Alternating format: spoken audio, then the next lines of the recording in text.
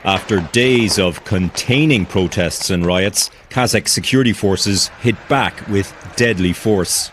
Dilansir dari laman The New York Times, kerusuhan ini juga menggambarkan ketidakpuasan rakyat terhadap pemerintahan otoriter yang korup yang hanya menguntungkan segelintir elit penguasa.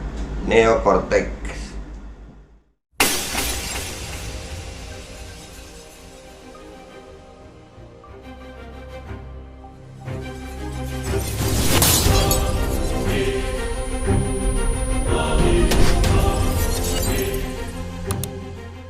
Assalamualaikum warahmatullahi wabarakatuh. Welcome back, selamat datang lagi di channel Babe Aldo. Bersama gue Babe Aldo yang tetap santuy, tetap bakal sehat. Jangan lupa ngopi. Bismillahirrahmanirrahim. Alhamdulillah Rabbil Alamin. Wassalatu wassalamu ala sayyidil mursalin Sayyidina Muhammadin wa ala alihi wa sahbihi ajma'in. Rabbi syrah li sadri wa yassir li amri wa hlul 'uqdatam min lisani yafqahu qawli bi jannabi wa alihi. Salam revolusi akhlak, semangat revolusi akhlak. Semoga akhlak kita jadi lebih baik hari ini dibanding yang kemarin. Panjang umur, perjuangan, merdeka, Allahu Akbar. Oke guys, sebelum masuk ke konten, gue mau ngingetin buat semua, tanggal 13 Januari kita akan melakukan aksi di Kemenkes, Kemenkumham, dan juga KPK. Yang di Kemenkes kita agendanya adalah menuntut terjadinya diskusi terbuka antara pihak kita dengan Kemenkes agar rakyat Indonesia mendapatkan kejelasan informasi yang mana yang benar, yang mana yang salah. Ya, yang merasa bahwasannya apa yang kita perjuangkan ini selaras atau sefrekuensi dengan mereka, silakan ikut hadir. Kita tetap aksi damai, ya, menuntut sesuatu yang memang menjadi hak kita sebagai warga negara Indonesia sesuai dengan hukum yang berlaku di Indonesia dan dilindungi oleh undang-undang di Indonesia. Jadi ketemu di tanggal 13. Oke guys, masuk ke konten. Sebelumnya kita membahas tentang perang Neokortex. Nah, nggak lama ya, itu di Kazakhstan terjadi gemuruh revolusi di Kazakhstan ya. Rame negaranya, jadi banyak rusuh ya. Itu apakah ada hubungannya dengan Neokortex? Apakah juga ada hubungannya dengan Indonesia? Lalu bagaimana perbandingannya? Kita baca beritanya sama-sama ya. Ini berita yang pertama nih. Gemuruh revolusi di Kazakhstan, mengapa dan kemana arahnya? Oke, kita baca ini dari merdeka.com. Jumat 7 Januari 2022. Reporter Panda Surya Wijaya. Oke, itu tanggal 7 Januari guys. Kita baca. Suasana masih mencekam di Kazakhstan menyusul kerusuhan yang dipicu naiknya harga bahan bakar LPG dalam sepekan terakhir. Kekacauan ini semakin memburuk dan pertumpahan darah harus terjadi untuk menentukan kemana arah masa depan negeri bekas pecahan Uni Soviet tersebut. Rusia sampai harus mengirimkan pasukan setelah puluhan demonstran anti pemerintah tewas akibat bentrokan dengan aparat keamanan. Sejumlah gedung pemerintah dan kantor balai kota di Almaty dibakar massa. Mobil-mobil polisi juga hangus dilalap api. Massa mengambil alih bandara. Ratusan orang luka-luka. Polisi menuding demonstran bertanggung jawab atas tewasnya 13 rekan mereka dan menyebabkan 353 lainnya luka. Kazakhstan ini sebuah negara yang tenang-tenang saja, bukan negara yang rusuh sebenarnya, tapi gara-gara LPG naik dan ada sebagian yang mengatakan tentang mandatori ya. Di sebagian media mengatakan tentang mandatori juga. Akhirnya masyarakat ini jadinya seperti ini Kazakhstan. Ribuan demonstran yang marah turun ke jalan dan peristiwa ini menjadi krisis terbesar di Kazakhstan sejak negara itu merdeka pada tahun 1991. Belum 3 tahun berkuasa, Presiden Kasim-Jomart Tokayev kini harus menghadapi tantangan krisis di tengah pertarungan pengaruh Rusia dan Amerika Serikat di kawasan tersebut. Lo lihat nih ya, ada sebenarnya negara ini rusuh karena ada pengaruh Rusia dan Amerika Serikat. Jadi ini, ya begini nih, kalau ada Neocortical War. Pejabat di Kazakhstan itu disuruh membuat kebijakan yang condong kepada negara yang mempengaruhi, entah itu Rusia, entah itu Amerika Serikat. Dilansir dari laman The New York Times, kerusuhan ini juga menggambarkan ketidakpuasan rakyat terhadap pemerintahan otoriter yang korup yang hanya menguntungkan segelintir elit penguasa. Neokortex. Masih ingat penjelasan kita tentang Neocortical War? bahwasannya yang dipengaruhi adalah pemimpinnya, sehingga membuat kebijakan yang otoriter dan terkesan korup yang menguntungkan segelintir elit penguasa. Masih ingat nggak di Indonesia ada LHKPN dari KPK, 70,3% pejabat mendapatkan peningkatan harta kekayaan selama pandemi. Ini mudah-mudahan Indonesia nggak sampai begini ya. Mudah-mudahan nggak sampai. Kita masih berharap bahwasannya Indonesia bisa terjadi diskusi, jangan sampai begini. Mudah-mudahan Indonesia nggak rusuh. Apa yang diinginkan demonstran? Seiring unjuk rasa yang kian beringas, tuntutan demonstran semakin meluas, dari mulai turunkan harga bahan bakar hingga kondisi politik yang lebih bebas. Di antara yang mereka inginkan adalah sistem pemilihan umum untuk kepala daerah yang selama ini ditunjuk oleh presiden. Singkatnya, mereka ingin kekuatan politik yang berkuasa selama ini disingkirkan karena tidak memberi ruang oposisi sejak 1991. Lihat nih, akhirnya kan kemana-mana. Ya, kalau kekuasaan itu sudah, kebijakannya sudah berpihak kepada satu kelompok, ini akan mengundang kerusuhan. Udah sering gue ingetin itu. Kalau keadilan tidak merata, kerusuhan itu bom waktu deh. Mudah-mudahan di Indonesia nggak begitu. Apa tidak mungkin? Wallahu a'lam. Mengapa kerusuhan di Kazakhstan bisa berdampak kepada kawasan dan dunia lebih luas? Dengar. Ini perlu otak intelijen kita. Kita lihat ini, adakah neokortex di sini? Diapit oleh Rusia dan Cina, letak Kazakhstan menjadi negara terbesar di dunia yang perbatasannya hanya daratan.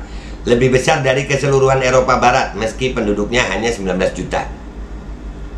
Jadi ini termasuk tentang bagaimana peta geografis sebuah bangsa.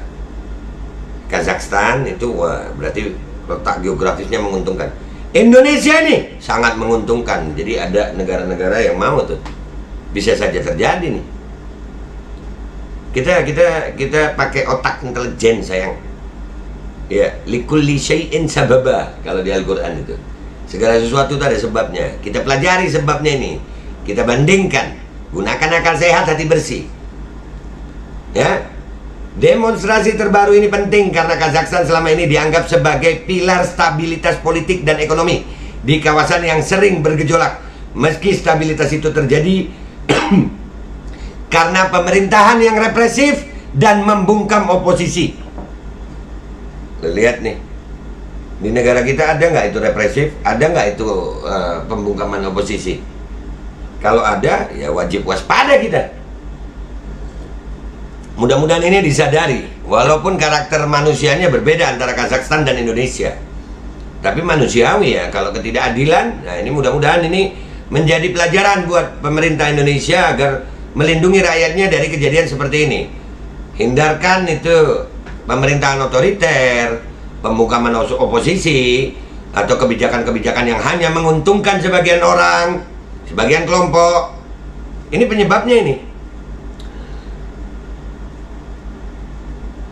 Unjuk rasa ini juga menjadi penting karena Kazakhstan selama ini dekat dengan Rusia dan Presiden Vladimir Putin menganggap Kazakhstan sebagai bagian dari pengaruh Rusia di kawasan. Intervensi pasukan Organisasi Pakta Keamanan Bersama CSTO NATO versi Rusia di Kazakhstan tentu berpengaruh pada geopolitik di kawasan.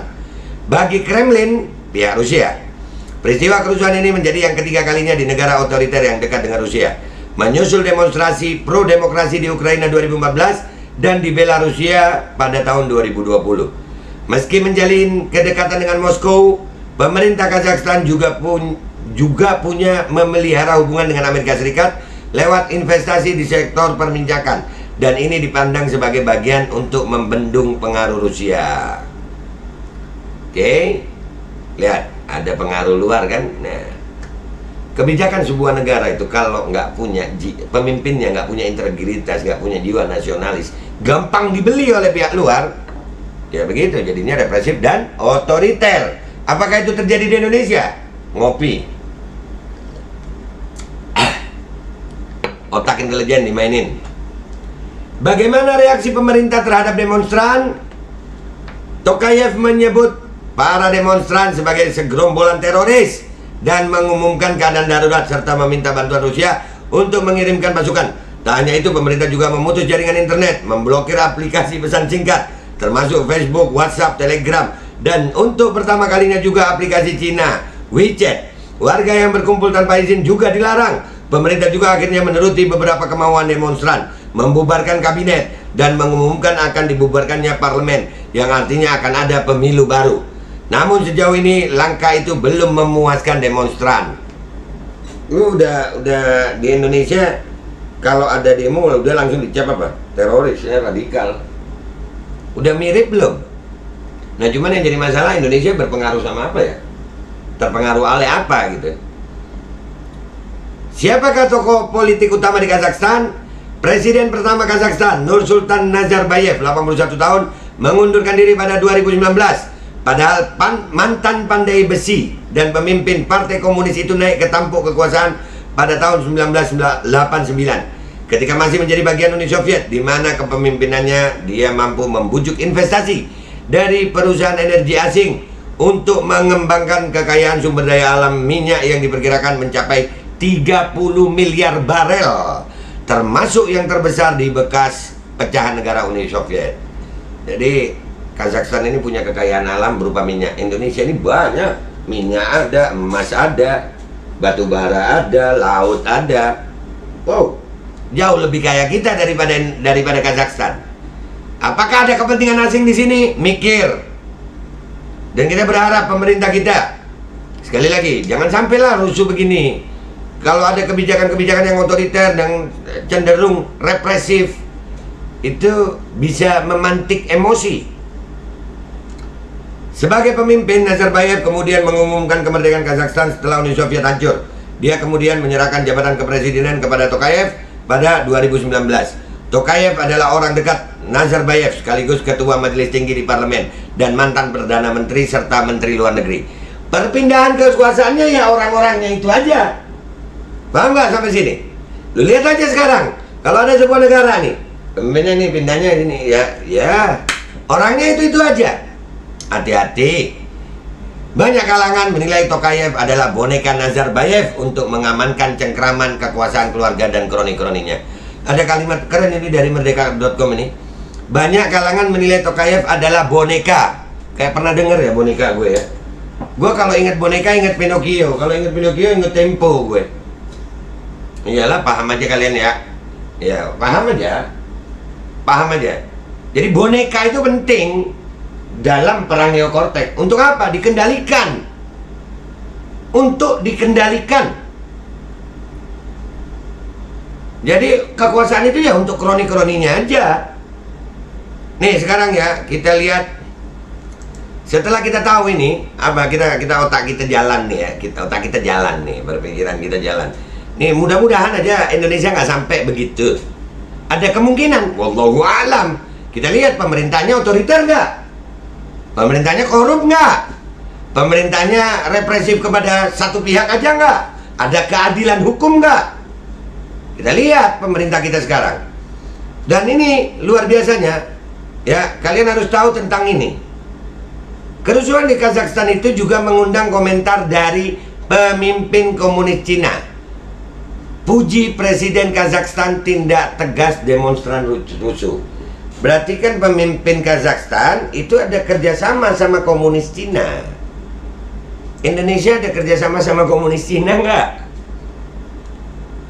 Kira-kira pemerintah Indonesia ada kerjasama sama komunis Cina nggak? Kita baca beritanya ya, itu tadi sampulnya ya. Gue bacain beritanya dari internationalsindonews.com.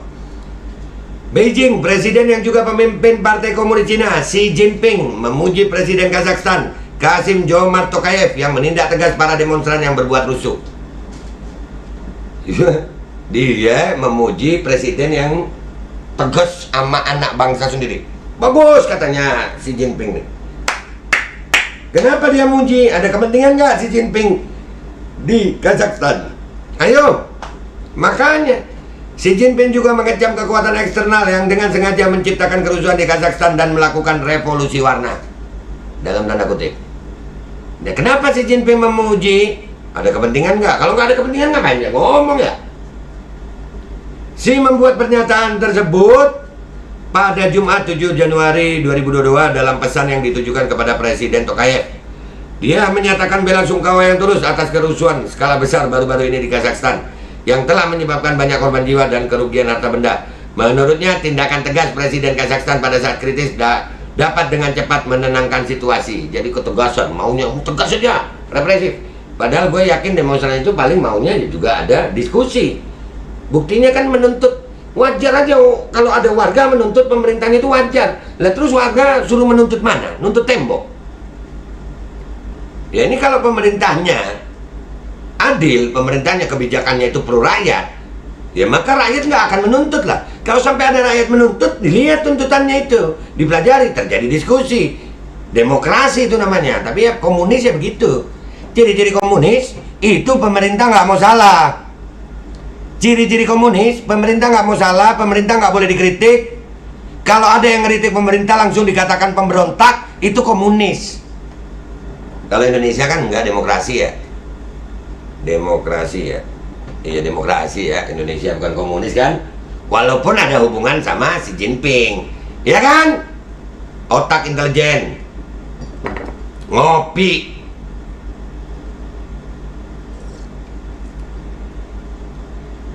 Xi menekankan Cina menentang kekuatan apapun yang membahayakan stabilitas Kazakhstan, mengancam keamanannya, atau menghancurkan kehidupan damai rakyatnya. Wah, jadi Kazakhstan itu mau dibuat kayak Cina begitu. Pokoknya nggak boleh ada yang kritik penguasa. Di Indonesia gimana? Mikir.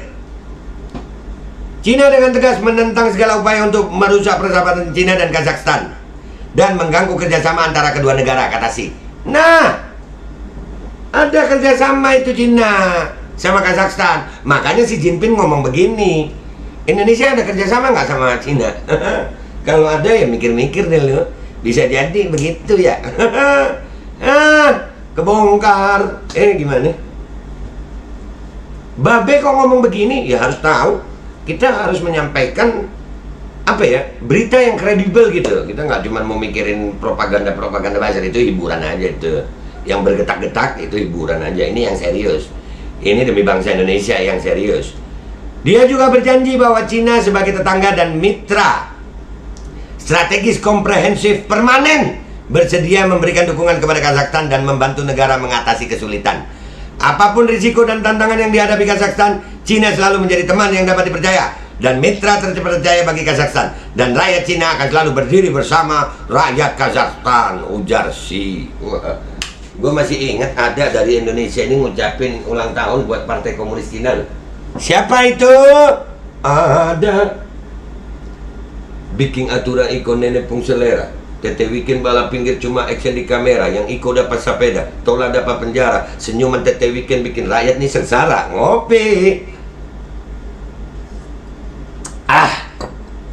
Protes kekerasan di Kazakhstan, khususnya di kota terbesar negara itu, Almaty, telah menyebabkan banyak kematian selama beberapa hari terakhir. Protes dipicu oleh kenaikan harga bahan bakar gas. Tokayev menerima pengunduran diri pemerintah pada hari Rabu dan telah meminta bantuan pasukan dari Organisasi Perjanjian Keamanan Kolektif, aliansi militer yang dipimpin oleh Rusia. Pada Jumat pagi, pasukan keamanan menguasai jalan-jalan di kota utama Kazakhstan, Almaty, dan presiden negara itu mengatakan tatanan konstitusional sebagian besar telah dipulihkan. Nah, begitu guys. Nah, dari sini, dari dua berita ini, kalian melihat nggak itu sebenarnya ada perang neokorteks nggak di sini? Ada. Ada kepentingan Rusia, ada kepentingan Amerika, ada kepentingan Cina di situ. Karena apa? Kazakhstan itu ternyata penghasil minyak. Nah, kalau Indonesia penghasil apa? Semua. Kalau pemimpinnya tidak punya jiwa integritas, tidak punya nasionalisme, tidak setia dengan kedaulatan rakyat Indonesia, apalagi ada kerjasama dengan, tuh kayak pemimpin komunis Cina tadi, bukan tidak mungkin terjadi sama pemerintahan yang represif dan otoriter, korup. Dan ini mudah-mudahan nggak sampai rusuh Indonesia, janganlah ya. Nggak, kita masih berharap ini semuanya masih bisa diperbaiki. Ayolah, pihak pemerintah membuka pintu diskusi lah. Ya, membuka pintu diskusi, konsolidasi. Ya, jangan represif. Nanti ini jangan sampai lah ya. Indonesia ini gampang loh mau rusuh. Pertandingan bola berapa kali rusuh? Cuman gara-gara wasit nggak adil. Iya nggak sih? Pertandingan bola, ya Allah, sepak bola rusuh gara-gara wasit nggak adil. Anak SDM tawuran. Nah, apalagi kalau tertekan rakyat. Mudah-mudahan Indonesia nggak sampai tertekan ya. Dan yang perlu saya ingatkan juga, nih ada berita yang luar biasa ya. Nih, kalau udah begitu terjadi rusuh, terus yang kesian itu ini. Nasib mantan rezim terlama Kazakhstan, dulu dipuja-puji, kini dihujani caci maki. Ya begitu. Ini juga dari merdeka.com guys, dari merdeka.com nih. Selama berpuluh tahun Nursultan Nazarbayev menikmati manisnya puja-puji rakyat Kazakhstan sebagai presiden pertama yang berkuasa selama hampir 3 dasawarsa. Dia selalu dielulukan rakyat dalam berbagai acara kegiatan dan wajahnya terpampang di banyak papan iklan di seantero negeri. Baliho. Kepak sayap, ngopi. Baliho, lu ya, gue jadi pengen makan ayam racikan itu inget kepak sayap. Kalau gue suka paha sih, bukan suka sayap. Ngopi ya bu? Kok bu sih? Ya semuanya.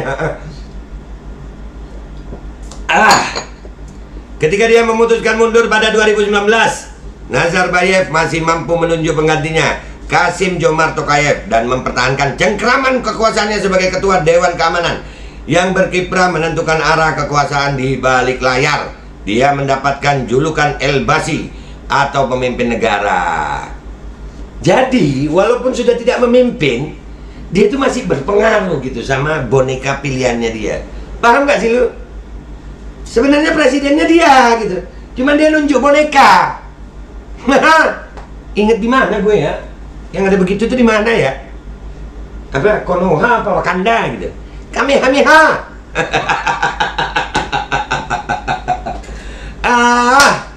Ya begitulah. Kekuasaan itu sayang berputar. Dan pertahankan kekuasaan itu dengan keadilan, bukan dengan represivitas, bukan dengan otoriter. Karena kedaulatan, kekuatan terbesar itu tetap di tangan rakyat. Dan paling utama adalah keadilan itu disukai Tuhan gitu. Apapun agamanya pasti menyuruh seseorang berbuat adil. Apapun agamanya. Karena ini berkaitan dengan Tuhan. Keadilan itu, pemerintah itu adalah wakil Tuhan dalam urusan keadilan. Nah kalau keadilan ekonomi nggak ada, keadilan kebijakan nggak ada, pemaksaan di mana-mana, satu pihak dapat ekonomi lebih, satu pihak dirugikan, angka kemiskinan meningkat tajam, ya manusia akan ya begitu. Ini buah dari neo-cortical war yang akhirnya digagalkan oleh masyarakat. Ini adalah buah dari neo-cortical war, perang neokorteks yang akhirnya perang itu dimenangkan oleh rakyat. Di mana-mana kedaulatan itu ada di tangan rakyat. Nah, buat para pemerintah, para pejabat, berikanlah keadilan kepada rakyatmu agar kekuasaanmu langgeng dengan aman. Akan tetapi, kalau pemerintah dalam peperangan neokorteks ini berpihak kepada sekelompok yang kebijakannya hanya menguntungkan sekelompok saja, bersiaplah kerusuhan itu akan datang. Dan mudah-mudahan nggak terjadi di Indonesia.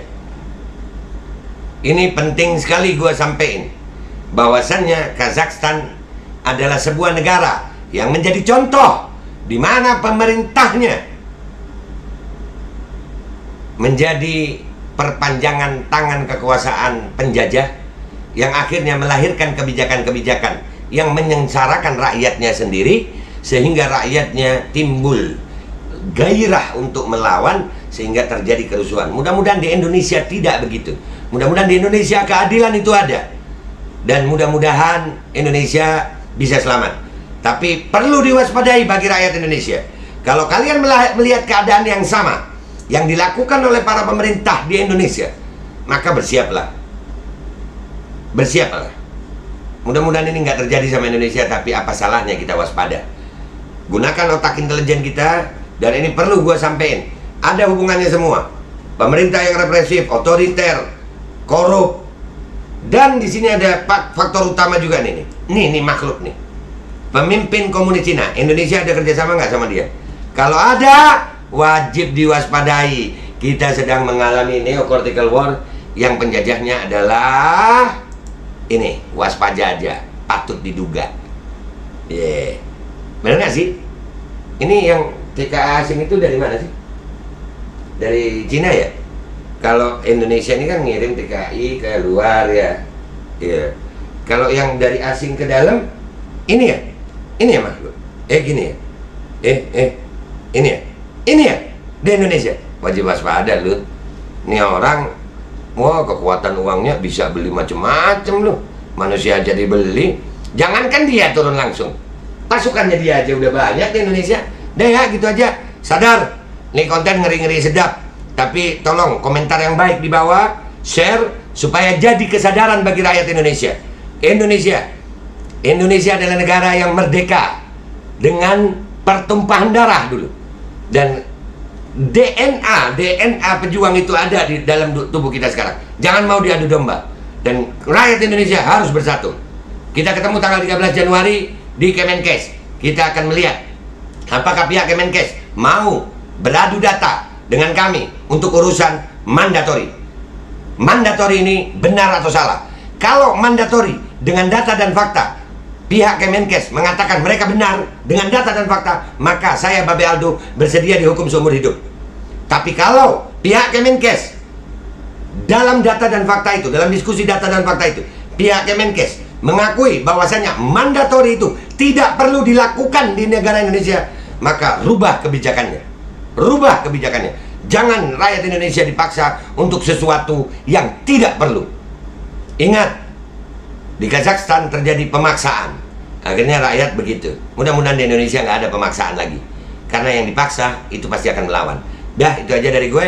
Gue minta maaf kalau ada salah. Wabillahi taufiq wal hidayah. Waridha wal inayah. Walafu minkum. Assalamualaikum warahmatullahi wabarakatuh. Semangat Indonesia.